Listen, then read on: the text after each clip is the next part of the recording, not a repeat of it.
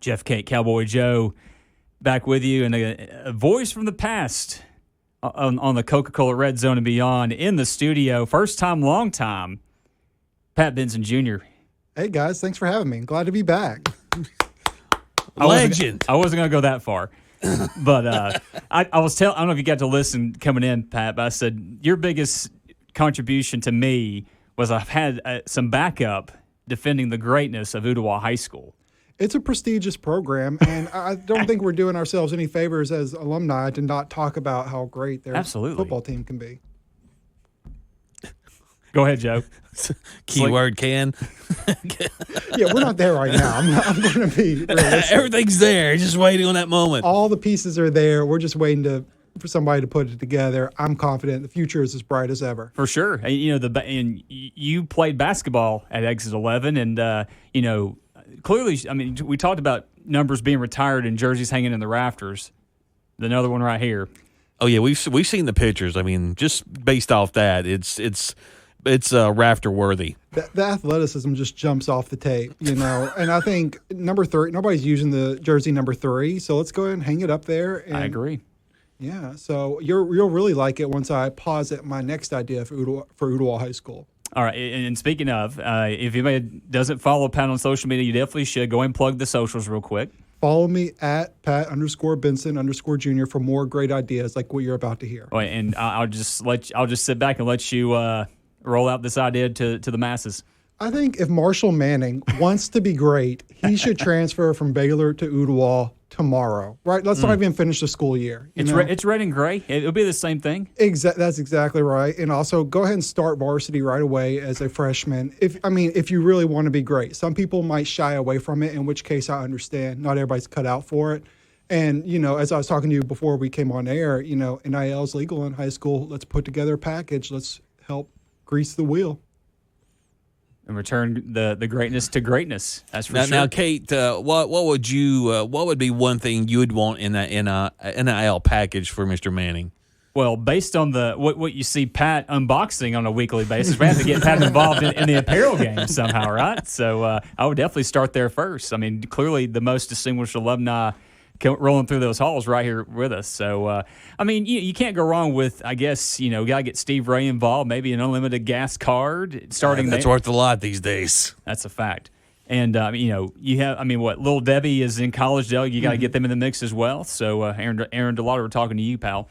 So, I think that's definitely a good base. You got apparel, you got gas, and you got food. What more can you want? And also unlimited Cluck's Deluxe sandwiches in the Ooltewah cafeteria. Let's not forget Cluck's Deluxe. Cluck's, shout out.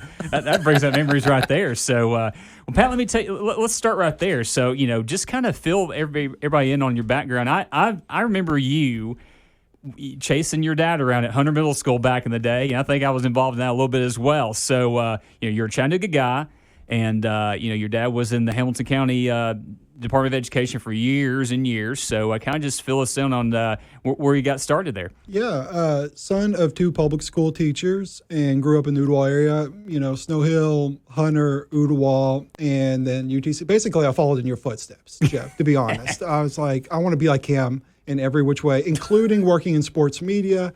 So after bouncing around a little bit in my 20s, I finally, y'all were nice enough to bring me on Friday Night Football coverage. And that's kind of where I got started, then started writing for the Chattanoogan.com. Yep. And honestly, y'all are the ones who let me in the industry, for better or for worse.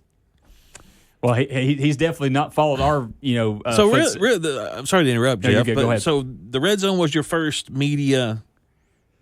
Yes, I believe it was. It was that and writing at the Chattanoogan.com about the same time. Okay. Y'all really let me in. He's done so much he's forgotten already, Joe. Well, the start dates might overlap, but either way, I was busy trying to pitch my way to both of y'all. I was like, hey, Chattanoogan, I'm on WGOW. Hey, WGOW. All right, for Chattanooga. Smart man. So I was already leveraging what little leverage I had, right off the bat, and just preying on nice people's generosity.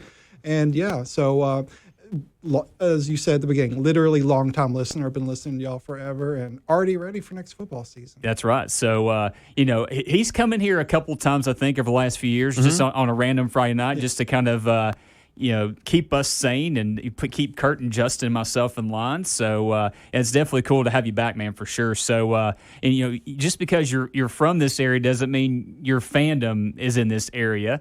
Southern California teams, the Lakers, UCLA, the Dodgers, and an unhealthy hatred for the Big Orange. We're going to talk about that for sure. So where did that come from? Did that come from your folks, or what happened there? Yeah, so that was definitely Pat Sr. He rubbed off on me on there. And luckily, like, my childhood aligned perfectly with, like, the rise of Kobe Bryant. So, like, he entered the NBA in, like, 96. I was, like, 6, 7 years old about that time. So it was a pretty good time to grow up being a Lakers fan. Yeah. UCLA, that one's never really paid off, I'll be honest. Probably could have done without that one. And then, of course, the Dodgers, they were honestly not good for most of my childhood. But then, like, Magic Johnson bought the team and started buying up all the talent, and so now we're rolling.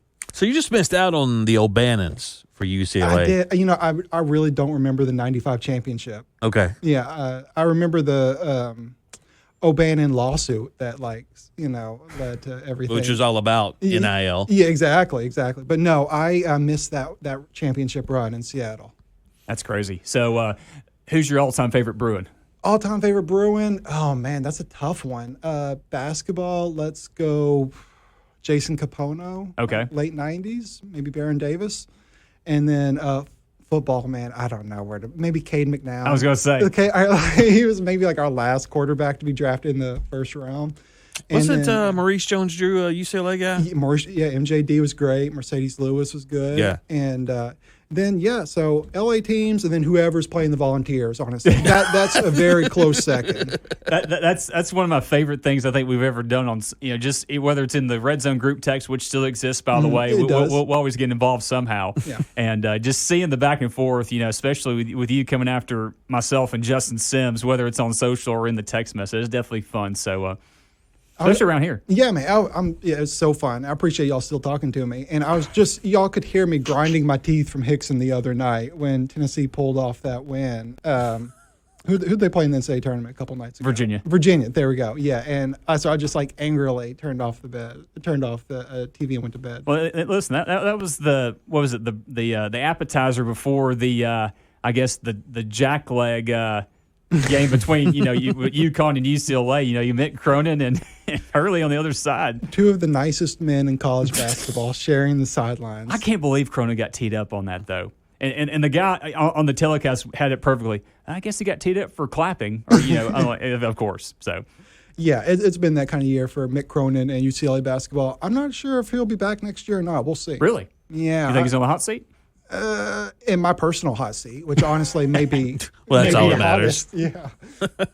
So I know we'll get into what you're into these days coming up after the break, but how familiar?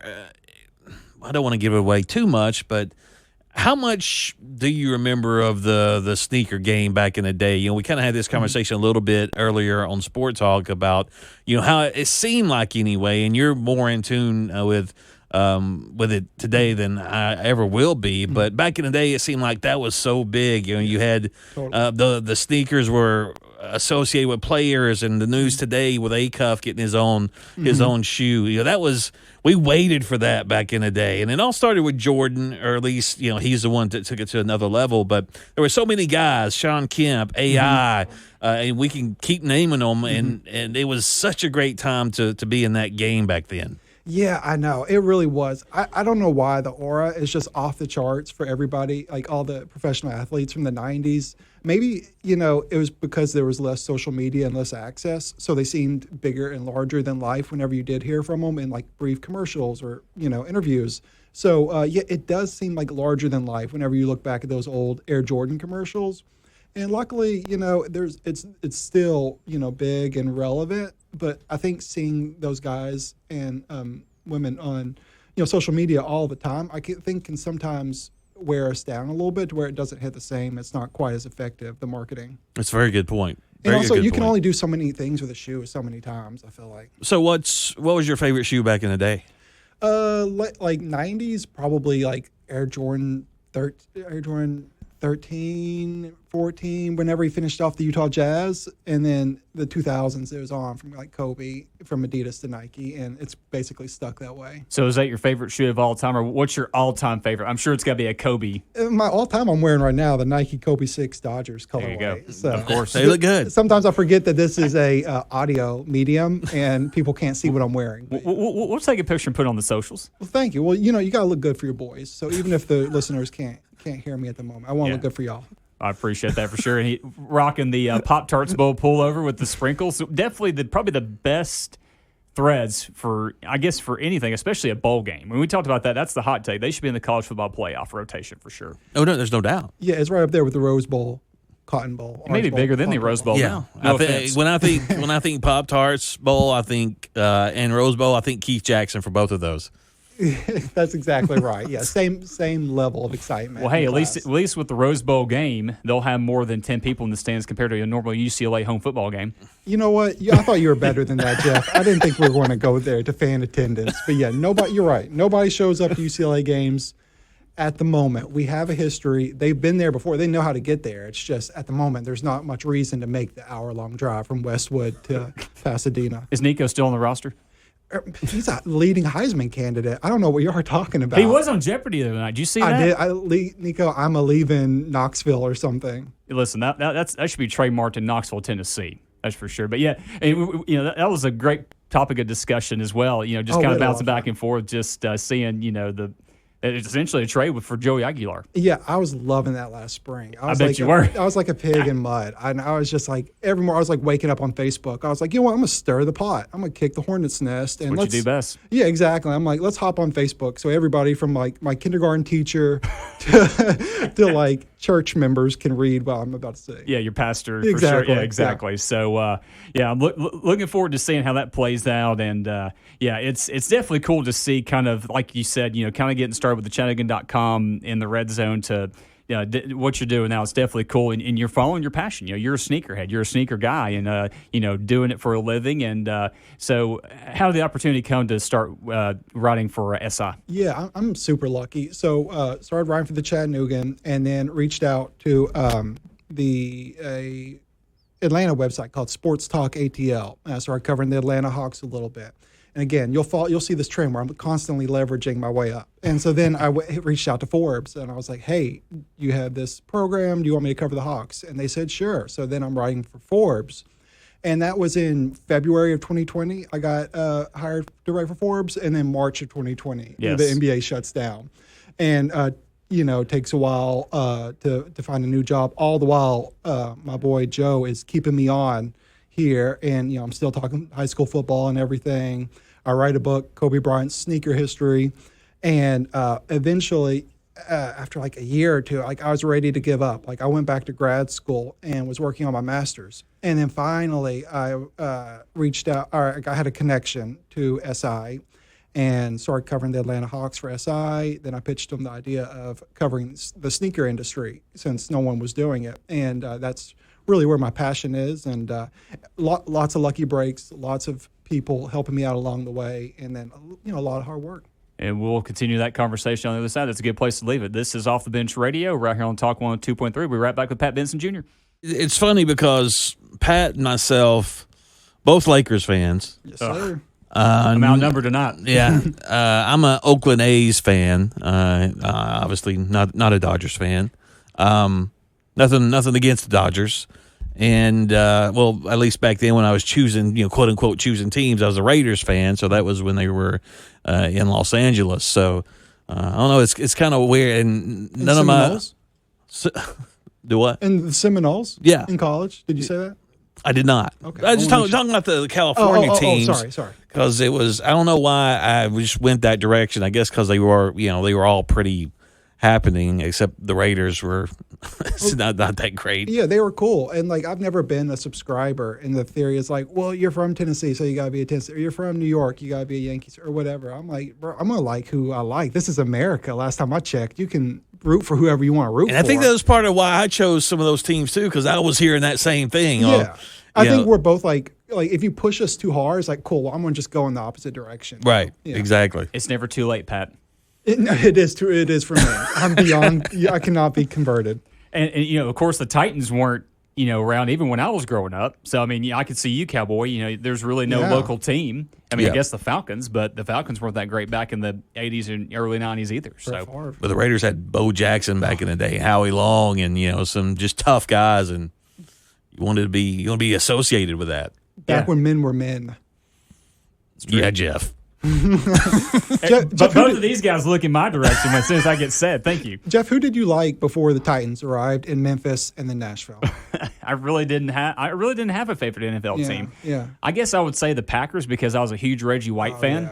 Yeah. And that's kind of when he went over to the Packers after he left the Eagles and got the Super Bowl. But I think he really started to blossom when he got with the Panthers, though. That's true. Yeah, that's very true. So and I kind of took a hiatus away from the Titans the last couple years. I think we talked about that because, they didn't bring out the Oiler uniforms this year. Mm-hmm. Obviously, management, crunk was strunk, as Cowboy says, didn't necessarily work out too well. And I think the new scheme and the new logo is starting to bring me back a little bit. Oh, man, me too. I don't know if y'all have noticed, but I've been saying "we" a lot on Twitter when talking about the Titans. Oh, here we go. Yeah, so ever since they brought out the new uniforms, I'm like, baby, it feels like 98 again. Like Air McNair. Let's do it. I'm never missed the beat. I think we're going to tag team on that one, Pat. Let's do that. Let's do it hand in hand. So, hey, new stadium, new looks, new threads. I'm in. You might as well just give us the Lombardi Trophy now. Might as well. So obviously you've had this love for sneaks. That's what the kids are calling them these days, Pat. As they do. Yeah. Sneaks. You've had that love for a while, and I can remember my first major pair of shoes was the Bo Jackson Cross Trainers. Fire. And they were really cool, and obviously a very hot item back in the day when Bo Jackson was at his peak. So you've transitioned into doing, I don't want to call it a niche, but it kind of is. Niche, Where you obviously on social media you're unboxing a lot of sneakers, and you're doing a lot with that. And how did you make that? I guess that turn into. It's obviously not all that you do, but it is a big part of what you do. Yeah, so basically it's a big industry and it crosses across different sports, men's and women's sports now. And it just was kind of like you said, it was a niche market. Nobody was really covering it at the time. And I considered myself an expert, even though I certainly was not at the time, but I presented myself as such. And so I pitched the idea to my editors, and they're like, "Yeah, my bosses." They ran it up the food chain, and they approved it. And I've been covering the footwear industry for about 3 or 4 years now, and I've definitely learned a lot. We never stop learning in life. Joe brought up the unboxings on social media. What's been your favorite box or item that you've unboxed in your last few years? So I've gotten some crazy packages from UCLA. They're one of their people saw some of my articles that were in no way biased at all. And hey, of course not. And they reached out like, "Hey Pat, we love that. We'd love to send you some stuff." And they're far too generous. Yeah, and it was just some crazy player exclusive colorways and UCLA gear. You can find that. That's on my TikTok. And so that one by far and away is the best. But I mean, I've definitely received way too many than what I need, and so a lot of stuff I end up donating. That's awesome. Yeah, for sure. I've seen some of those, and I saw that box. I was like, that's got to be his go-to for sure. But you definitely confirming. So. Going back, you mentioned this in the last segment, Kobe Bryant sneaker history. Kind of talk about the genesis of that and kind of how that came about, because I think that kind of got started around during the pandemic time as well, like you mentioned earlier. Totally. So, February 2020, I get hired at Forbes. March 2020, NBA shuts down. I'm gone from Forbes. And so, a month or two later, I lost my day job at UTC. We got laid off because, everything was shutting down. And so my girlfriend at the time, before we were engaged, said, just take some time, don't rush into anything, do something you want to do. And I, was like, you know what, I'm going to try to write this book. And I did. And in retrospect, I'm proud of it, but I'm a much better writer now than I was, 6 years ago, and could do a much better job. But one thing I am proud of is I didn't take money from that. I donated it because I didn't want to make money off of a dead man's name, right then and there.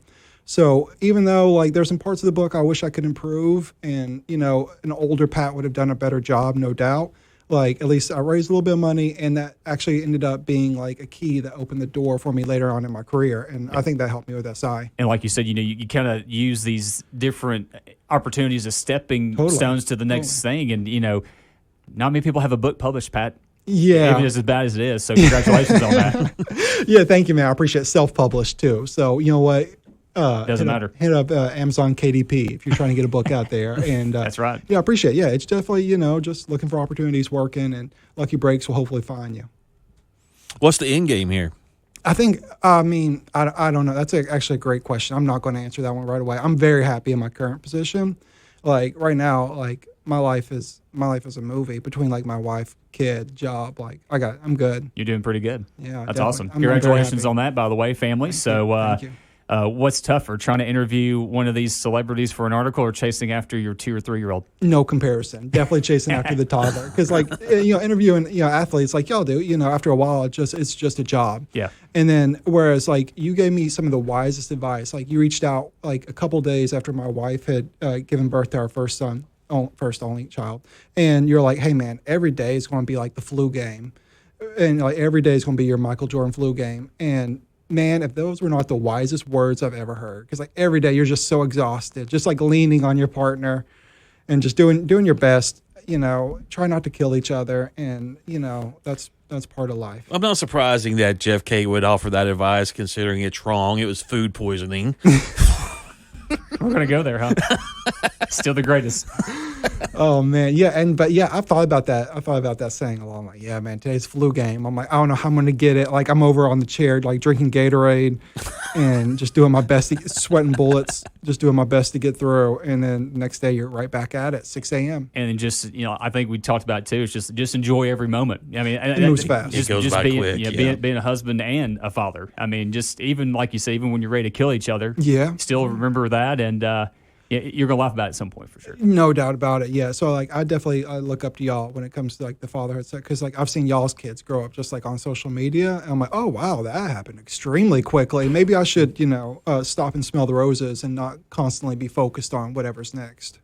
So I got another follow up question. So what's your better media appearance, here tonight or the Dan Patrick Show back in November? You know what? I would definitely say this is more like this is more of a full circle moment. Like, and that was fun. That was really cool to appear on the Dan Patrick Show and like talk about Steph Curry's like breakup with Under Armour. Like that was really cool. Like they hit me up at the last second. I was like running around scrambling, trying to get everything ready. So that was a lot of fun. But now y'all are like some of like my legit closest friends. Like, and like I said, like I'm so glad the group chat's still alive. And Joe was talking about this too, just seeing the changing, like you talking about with Acuff and breaking away, and going to Reebok. They brought you on as well for the the Steph Curry breakup from Under Armour. So it just kind of goes to show the just the industry changing, like kind of like NIL, it's changing the game, and like you said, that niche little thing, people with a national platform reaching out to you for your input, because you have sources and connections that can give you some inside scoop as well. Yeah, totally. I know everybody at all the brands and everything. And I know everybody at Under Armour's definitely going through it right now with Steph Curry leaving, because, he was like their family. I mean, they love that man. So to see them break up, that was like, I know my friends were personally devastated at Under Armour. Well, before we hit the next break, go as deep or as shallow as you want to with this question, since you just said that people at all the brands. How cutthroat is the shoe business? Oh, man, like any other multi-billion-dollar industry, it's pretty crazy.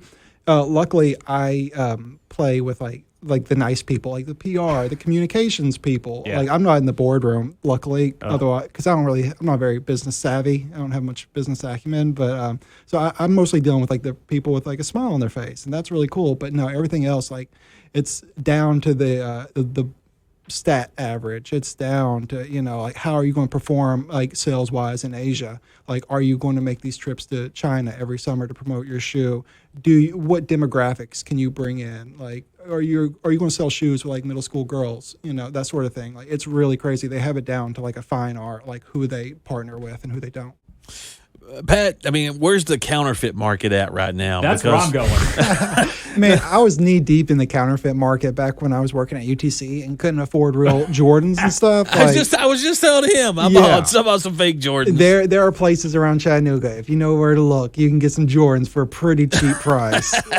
Is that behind the paywall of Kicks SI for sure? Hit me up on social media. Follow Off the Bench on every platform, and then I'll tell you where to find them. There's a market for it. I mean, times are tough too. So you know what? People want to look good. They can't afford $200 shoes every time they drop every week. So just make sure your friends are not sneakerheads that can spot the. They will not let you live it down. No, they will. They will not. But so, go ahead. Who's the I don't know, top 3 most marketable guys out there in the NBA right now? NBA currently: Anthony Edwards, Adidas; Shai Gilgeous-Alexander, Converse; Ja Morant, Nike. I would say that those would probably be my top 3. And right now, it seems like there's like this messy handoff between millennials and Gen Z, like in sport, like LeBron and KD and Steph, like they're still hanging around, which really wasn't the case. Like to see guys in their late 30s still doing their thing. So we're still kind of waiting on the next generation to take the baton. How big of a LeBron James fan are you? Oh, yeah, you know me. I'm a huge LeBron fan. Now, honestly, I'm kind of checked out on the Lakers until he leaves. Wow. Same. Yeah. I'm just Same. like, bro, I just can't get down with you. Like, just like little things. He's not a bad guy, but he's obviously a tremendous guy, like a great citizen, but he's just so corny, just to the core. He's just so corny to the core, and I just can't get past that.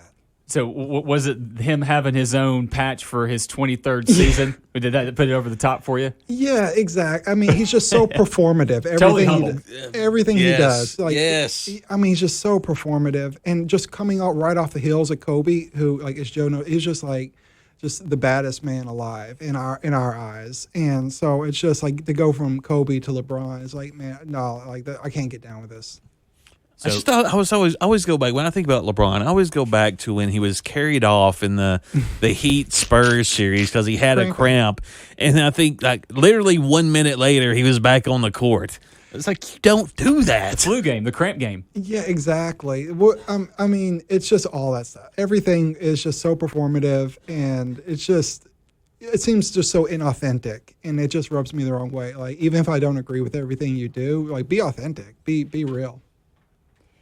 So, like we talked about, March Madness is still going on. I did want to bring this up with you. How's your bracket doing, and who's your national champion? Bracket is still alive because I have Duke winning. Okay. So I mean, it's still technically alive, but not looking too strong. Gotcha. How about y'all? I have Arizona win the tournament. Okay. Trying to get away from the masses. Being the lone wolf like I am, man. Just because Bronny James is on the roster, and you're like, man, I gotta. No comment. I gotta support Bronny. What about you, Joe? I haven't picked one. I haven't picked a winner, but I wouldn't mind seeing. I really like that Acuff kid. Yeah, Arkansas. I really do. Yeah, so it's because Calipari too. You want to see Arkansas win, just to stick it to Jeff, of course. Yeah, I get Pat's that. already rubbing off on me right here. There you go. I respect it. One of our teams is still alive. That's all I'm saying. Before we get out of here, we did start this last week with a St. Patrick's Day edition of this on the program. Start, bench, and cut. And I wanted to throw this out to you guys, the Spring Sports Edition. So you guys start, bench, and cut March Madness, the Masters, or MLB Opening Day. I'm cutting MLB Opening Day right off the bat. Okay. So I'm going to tell you what. One, it's starting technically tomorrow night on Netflix between the Giants and the Yankees. I don't like interleague play on Opening Day. That's, I think, one, like save your dessert for in the middle of the season. Don't have ice cream right off the top of it. You should be playing a division rival. Okay. So like that's Dodgers and Giants. Exactly, something like that. And so easily Opening Day, even though that's still like a fun, exciting day. And then start, bench. Let's say March Madness and the Masters. Honestly, I'm gonna swerve on y'all. I'm gonna say the Masters is starting. Just that little piano music on CBS. Jim Nance's call. Yep. Welcome to Augusta, and all that. So, all right. Was it the par 3 competition? That's a good one. Yeah. I'm not really a golfer, but I'm gonna swerve on y'all. Say the Masters. I'm gonna bench March Madness because UCLA hasn't been very good lately. I would start March Madness. I'm going to put the Masters on the bench as well. I'm going to cut Opening Day as well. So, Joe, got about 30 seconds. What do you got? Same as you. Yep, I would cut MLB opening day, even though I love it. Start March Madness and bench Masters. Wow, I like it. Well, that's a good way to end. Pat, can't thank you enough again, man. We'll have to do it again sometime. Thank y'all so much for having me. man, I really brother. had fun. I love y'all. Joe, thank you again for what you do, brother. Yes, sir. Yes, sir. Well, we'll be back next week with another edition of Off the Bench Radio right here on Talk 102.3. Have a great rest of your week. See ya.